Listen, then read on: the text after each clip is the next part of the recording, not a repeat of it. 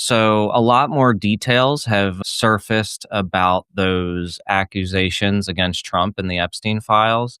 And there actually seems to be like a case, at least connected to the one, which we're going to look at in a minute.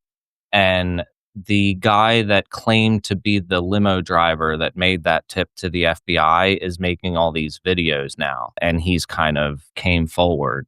So we're going to look at some of them tonight as well. But first, while the stream gets going, I'm going to play a quick news report. When this story first dropped, the local area was kind of trying to figure out what was going on. And in the days since, a bunch of journalists looked down, the time frames and, the murders that happened in that time. So I'm going to start that video now and then get into the additional context that I found today. Revelations made in the latest batch of the Epstein files published today, they make mention of a person in Kiefer and in that area. 2 News Oklahoma's Samson Tamajani explains the 3-page document and spoke to Kiefer police about it. The FBI's National Threat Operations Center got a tip from a call on October 27th, 2020, from a person claiming to have known a woman and her daughters, one of whom told him she was by both Donald Trump and Jeffrey Epstein. And to preface, the following info is from a tip and has not been independently verified. The current Department of Justice has already come out announcing online that it denies many allegations made in unsealed documents this week. The man that the documents reference has his ID and all potential victims' names redacted as well, making the 3 pages and their narratives a bit difficult to follow. According to the FBI documents, the man alleges his former partner told him that in 1997, a woman invited her and her 3 daughters while in New York to, quote, meet Donald Trump and some of his friends, and later gave her money. The document later takes a confusing shift, describing that a girl tells a former limousine driver for Trump that Donald J. Trump her along with Jeffrey Epstein, and that it happened after, quote, some girl with a funny name took me inside a fancy hotel or building. That's how it happened. One of the redacted names then told the person to go to police, and the tip alleges they eventually did, but was found dead in an appearance in Kiefer, Oklahoma in January 2000. The end of the document also makes a strange allegation tying Bill and Hillary Clinton to a John Nichols, who tried to, quote, set up a redacted name for the OKC bombing. The main claims, understandably catching local authorities by surprise, including Kiefer Police Chief Johnny O'Mara, an 11-year Kiefer resident only, who says he spent all of Tuesday morning fielding questions from national media. I looked, and there's absolutely no indication of anything related to information I was able to discern from that DOJ document. It's really confusing. The document is a lot of redactions. So basically, I just took the dates and saw if there was anything related, and there's nothing in our records that would indicate something like that happened. He's wrong about that, because there is, and it's been reported today, and I'll get to that in a minute. Inside the city limits of Kiefer. Chief O'Mara says the date ranges mentioned in the file don't line up with the city of Kiefer death records, and believes anything relevant would have been in the Creek County Sheriff's Office's jurisdiction. Creek County Sheriff Brett Bowling then told me Tuesday afternoon that his office and the district attorney's office are looking into the references made in the file and will forward any relevant information to the FBI. In Kiefer, Samson Tamajani, 2 News, Oklahoma. President Trump has denied any wrongdoing, the DOJ also calling some of the claims untrue and sensationalist, and submitted to the FBI right before the 2020 election. Again, the 3-page documents are still newly public and include some confusing details. But Samson will dive deeper into it all coming up tonight after the NBA games. Let's see this news article that I saw today. I'll bring it up on screen. Hold on just a minute. So this is behind a paywall. Let's see if you can see this. Yeah, the Oklahoman. I could share the link for this, but unfortunately it is behind a paywall. But somebody took a screenshot of this. And it says that a 19-year-old student from Kiefer died on January 10th, 2000, according to death notices in 2 papers. And her name was Dusty Ray Duke. And it was ruled by a gunshot to the head. And I believe that was, okay. Let's bring that other document back up. And this is talking about Kiefer, Oklahoma. Kiefer, Oklahoma with her head blown off. End quote. That's not my description. But officers on the scene stated that there was no way. This is what the witness is saying. And we're going to get into who the witness is in a minute and watch some of his videos. Yeah, the limo driver, he's not doing interviews, but he's like posting all these short videos online. And not only that, he's been doing this since before the Epstein files were released. He's been saying all this stuff and posting all these videos with these accusations. So this is her obituary here. It's saying funeral services will be on January 13th, 2000 or June. Let's see. January 10th. I'll have to take a look at it again in a minute. But so it's in the same general time frame. This is Dan Ferree. He is I'm trying to figure this out, and maybe some of y'all could figure it out with me. Let me know in the chat. Oh, I didn't know he had a. Can you share it in the chat? Or let me know what to search if you can't share the link. I'll look it up. But yeah, so from what I understand, this guy was the limo driver, but was also her adopted father, and coincidentally heard Trump say those things in the car. These are some Facebook posts here. The other weird thing I saw is that when I searched it, it said this: it looks like results below are changing quickly. If it's a new topic, it can sometimes take time for reliable sources to publish information. And it's like, sure, I get it, but still, he is the father. Already, hey, let me know what your theories are. I'm just trying to sift my way through this as well. At the last 2 minutes of the 46-minute video, I think I'm looking at the chat, trying to. I'll look for his video. I'll put one of the other ones on for now, and I'll look for his video. Do you know where he posted it? Let's see. So I think this here is his most recent. This is to Donald John Trump, who was the 45th president of the United States of America. Donald, I know for a fact that you know exactly who I am. Don't even try to play like you don't. You stalked me in May, I'm almost certain it was May of 1995. And you know you did. You called around to different services that were in the Dallas area and tell you that you found the one that I was a chauffeur for. Then you requested me specifically to come pick you up so that you could intimidate me. You even threatened me with your ignorant gold-plated semi-automatic, whatever it was. You did all that because you had a little girl around Christmas time of 94, 5 months earlier, who was 14 years old. And when that little girl was 7 years old, her and her two sisters became my daughters. I love all three of those girls more than life itself. And you me in Dallas, I guess because either she or her mother had threatened you with me. I haven't been able to get a straight story out of anybody about it. And you bragged while you were on your cell phone to somebody named Jeffrey about having my daughter by choice. When I pulled that car over on the side of Highway 114, I had unlocked my briefcase and opened the top of it where my pistol laid. It was loaded with some rounds that would have taken your head completely off of your body. And I came within 2 seconds of grabbing that gun and ending you right there. The only reason that didn't happen was because the spirit of our Creator came over me, said, you can't put your wife through this, was the thought. So I dropped that car back in drive, took you on to the airport. Now, Donald, you better listen real close to this, boy. I forgive you. Doesn't mean I'm not mad at you. Doesn't mean you shouldn't be held accountable for that. And then for having my daughter, by choice, from the time she was 7 years old, having her murdered on January 10th of 2000. 2 weeks after she called the police about you, finally worked up the courage to call the police about you. On Christmas Day, she called the Tulsa Police Department and reported you having her. I know you did it. The girl's mother knows you did it. You bought her 5 houses so far that I know of as hush payments. You started paying hush payments to her. The only way I forgive you is because I understand what influence does to people while we're in these human bodies we occupy. But other than that, you need to stay away from me, Donald. You and your little henchmen.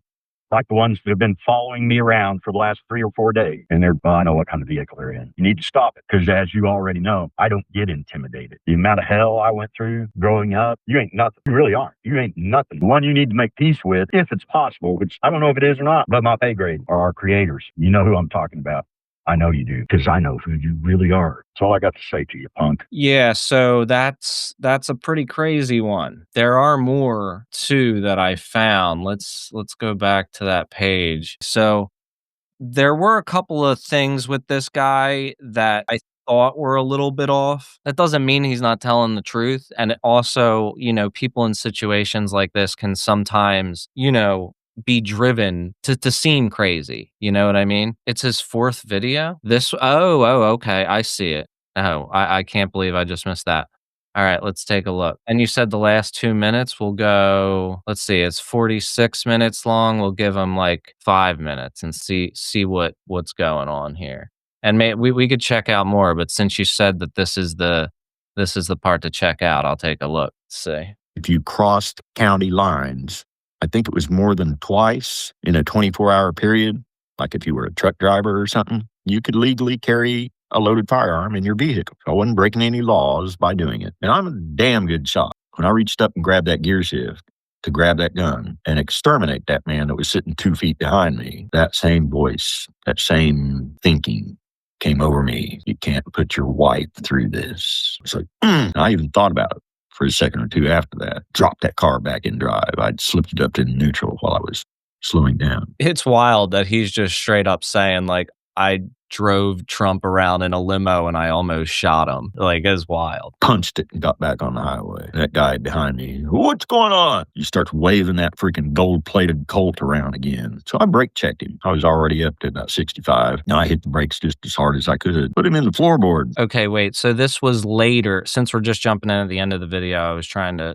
figure out. This was later when the henchmen were coming after him, not the first incident when he heard Trump on the phone. This was later. Okay, you got me. This is the most important part of this whole testimony. What I'm getting ready to tell you right now, people. This is absolutely the most important part, of this entire almost 45-minute talk. He goes, look at me, look at me, look at me. And I looked up in the rearview mirror and I watched his right eyeball, the pupil in his right eyeball, shift from a human pupil, round pupil, to the pupil of a reptile, a slit. Why? Why do you have to go there? Why does he have to do this? Oh man, I was listening to his other videos and there were a few red flags that weren't this, but let's play it out and see what homie has to say. For 1 or 2 seconds and then change back. And I looked a little more and he had this grotesque, like a jackal smile on his face. And I laughed. Oh, that pissed him off. I said, that's pretty good, man. Can you do that again? I thought his head was going to freaking pop off. But I'm pulling into DFW Airport now on the north side of DFW Airport.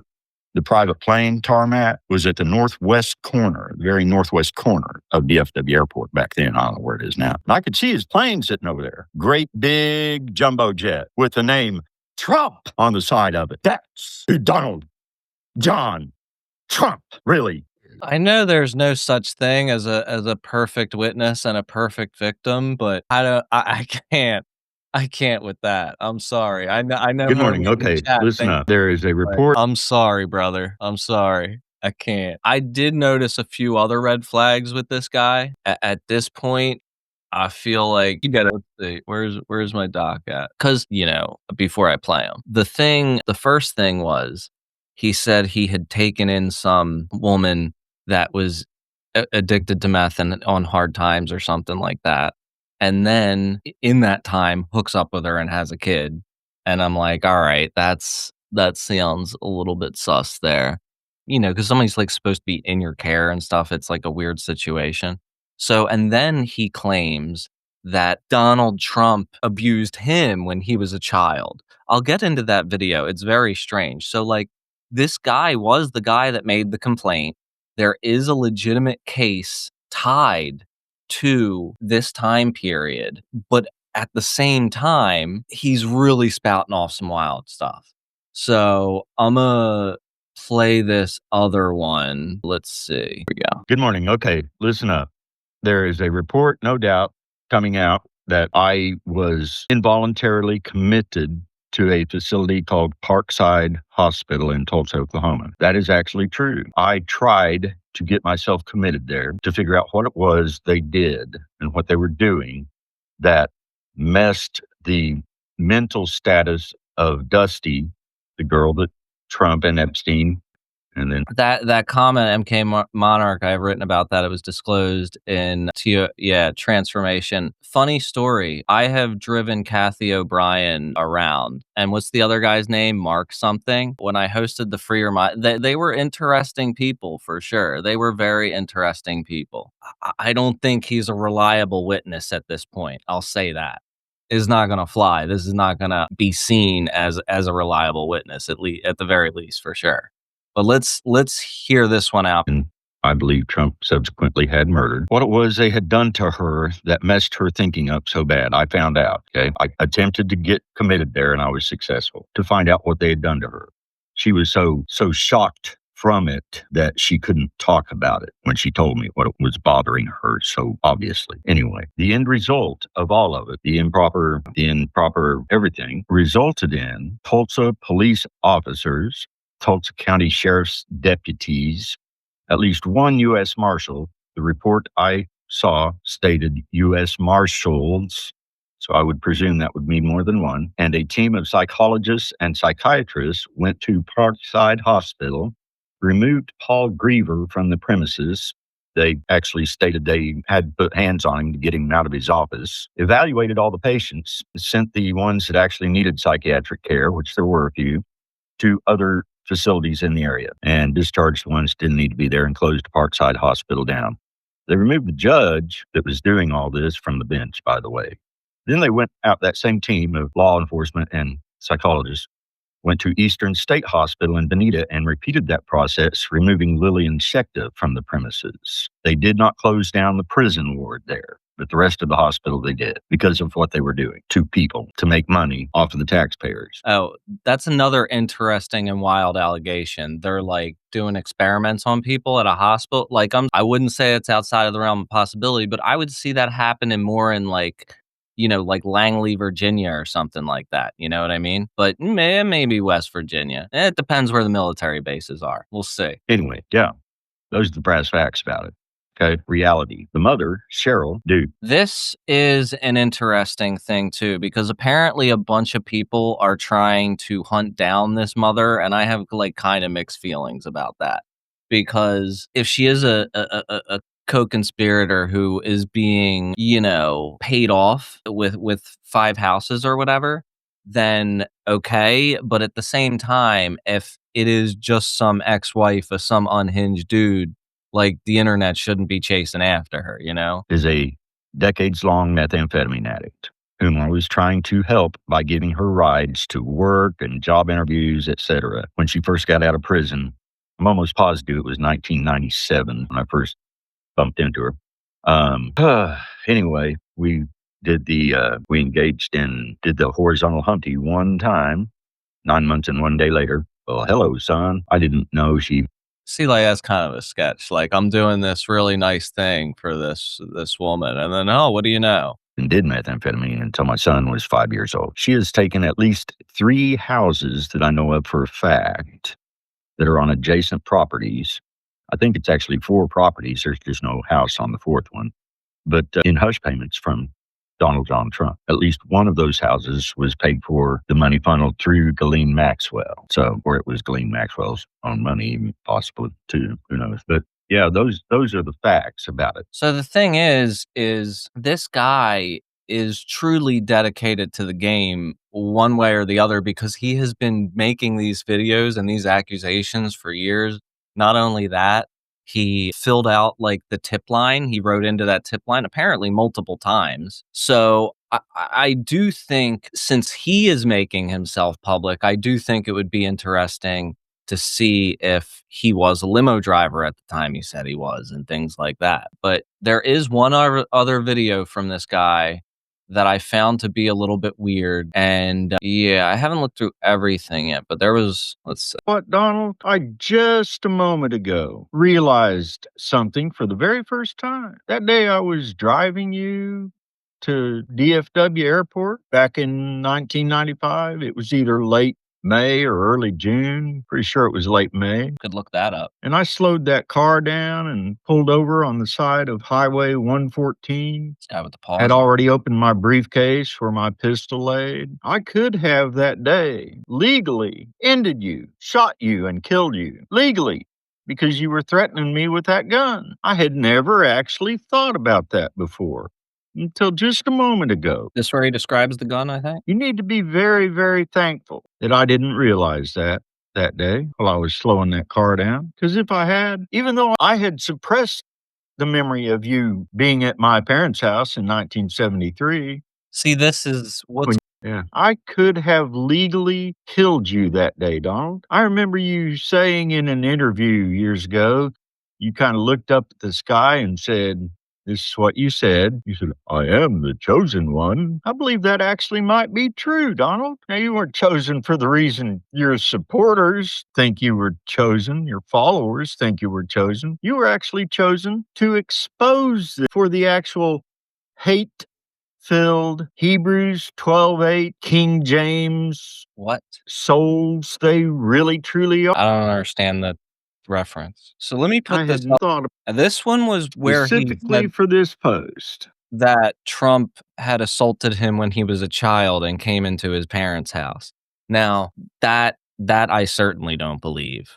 Be That's just very strange. Now, if the situation that he had described initially and filed the police report or the tip about, it's possible that he has transferred everything bad that has happened into his life onto Trump because Trump did do that bad thing, that does happen sometimes. But for it to go back into his childhood now, it's a little bit too many layers, I think. I had a lot of struggles. I really did. My earliest childhood memory comes from about 5.5 months old when I was just learning how to walk, actually. And I had an older sibling who had new sibling jealousy going on. And the way he approached all the attention I was getting was he stood me on one side of a red hot floor furnace grate and beckoned me out onto it. Third-degree burns on the bottom of both feet, some of them all the way to the bone. The abuses went on for there, physical abuses and, of course, mental abuses. It all kind of came to a head right not long before my 14th birthday when I was actually being by people who should have been taking care of me and by one individual who now sits in the Oval Office of the United States of America. Really. That's I wild. suppressed all those. That's even more wild than the initial one that he made.